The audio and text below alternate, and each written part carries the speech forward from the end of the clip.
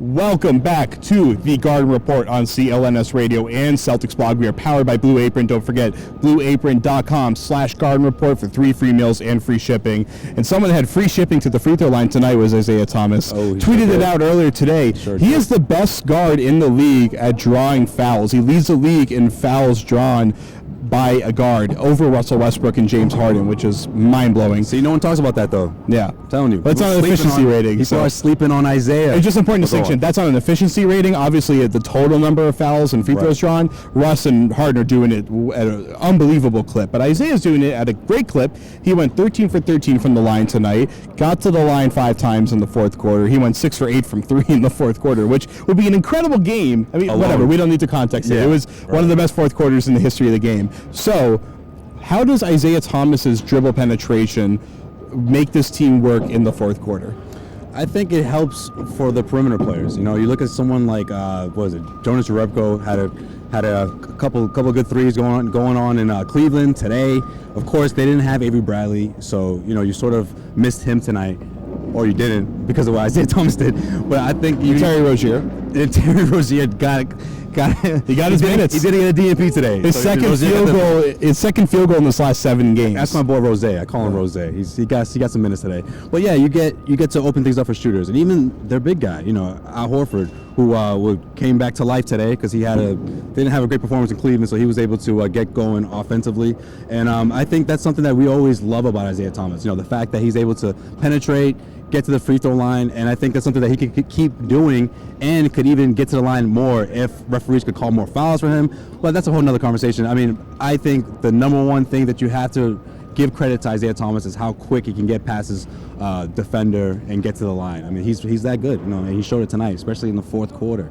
I actually saw him get a few star calls in this game. There was one where he was in transition. I think Josh Richardson bumped him. He kind of threw his head back a little too much, and he got that call. So I think Isaiah is starting to get some of those star calls. He had to be on pace to drop over 50 points, Jared. That's why he was getting those calls. Because sometimes he doesn't get those calls, and sometimes, you know, it could be against some of the, you know, elite talent in the NBA. And I feel like referees are a little more hesitant to call it for Isaiah Thomas.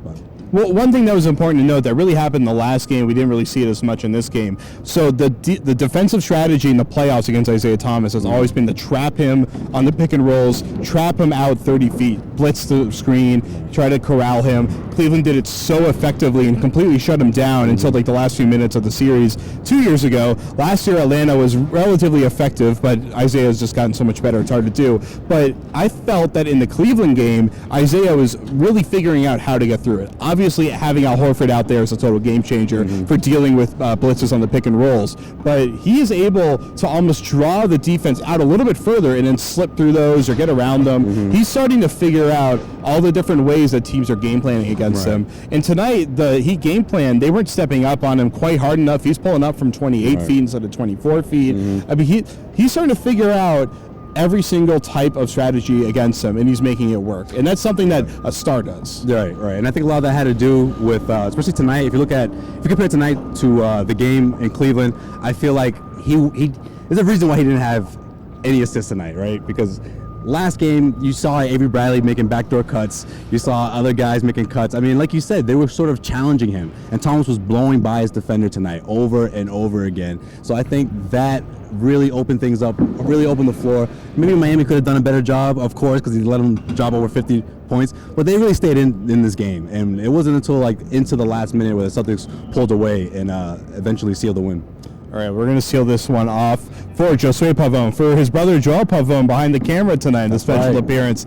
I am Jared Weiss. This is the Garden Report powered by Blue Apron. So don't forget blueapron.com/Garden Report for 3 free meals and free shipping. That'll do it for us from a historic night, a Wilt Chamberlain-esque night for Isaiah Thomas. What a way to wrap up the year, huh? It really is an amazing way to wrap up 2016. Yeah. We will see you in 2017 after the Celtics face the Utah Jazz on Tuesday night. I'll be there bringing you the Garden Report as always. We'll see you next time. We'll see you next year.